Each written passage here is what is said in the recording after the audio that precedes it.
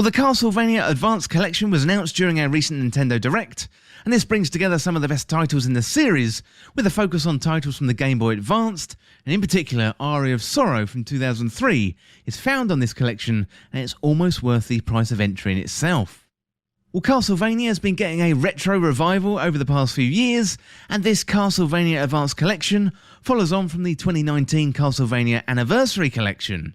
So this most recent collection has a particular focus on the entries from the Game Boy Advance, plus you've got a SNES version of Dracula X, which is a nice little addition. So in the package, you've got the Circle of the Moon from 2001, you've got a Harmony of Dissonance, that's 2002, you've got the Aria of Sorrow, that's 2003, and then you've got Dracula X, and I believe that came out in the mid-90s on the SNES. So first of all, let's have a look at the Circle of the Moon. That one is from 2001.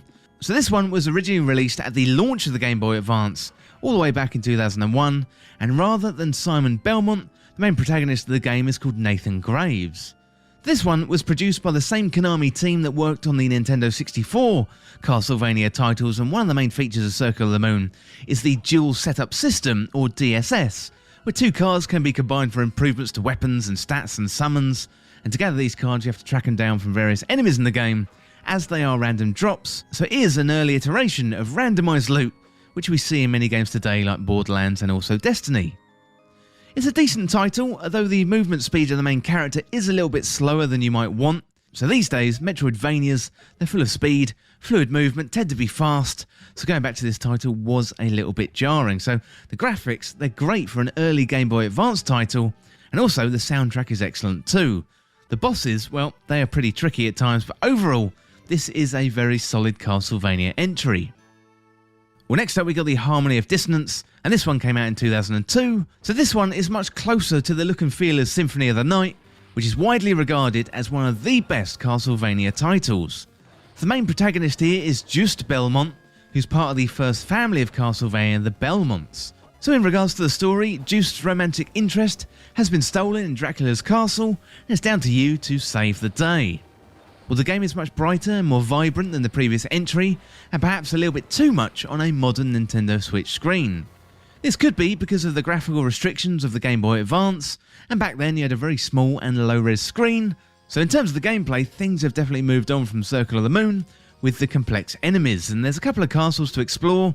However, they do feel a little bit similar, although that is looking through the lens of today, which is perhaps a little bit unfair. So the controls and the character movement this time around are much better. It feels faster and more fluid, which is a massive improvement over Circle of the Moon.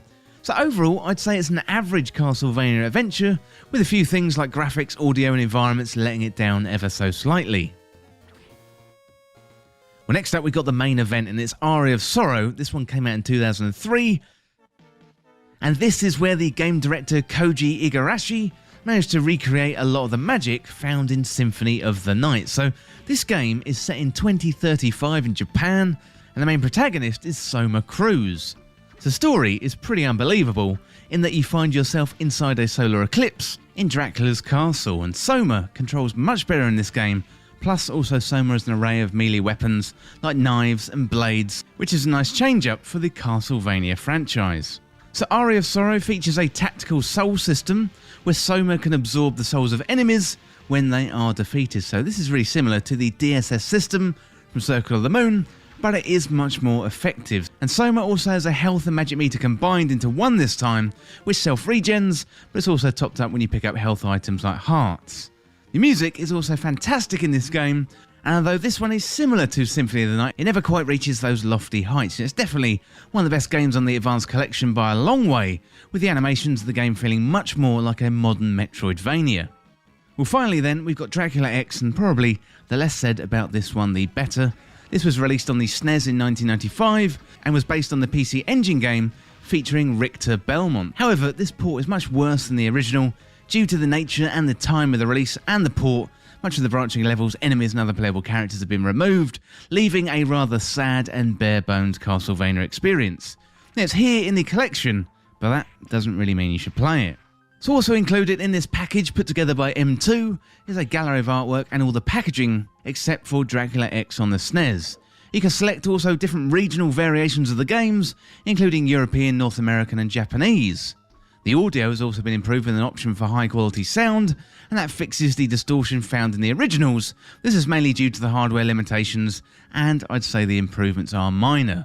The rewind, pause and save functions are really useful, but these days they almost come as standard on these types of collections. Overall, Aria of Sorrow is probably worth the price tag here.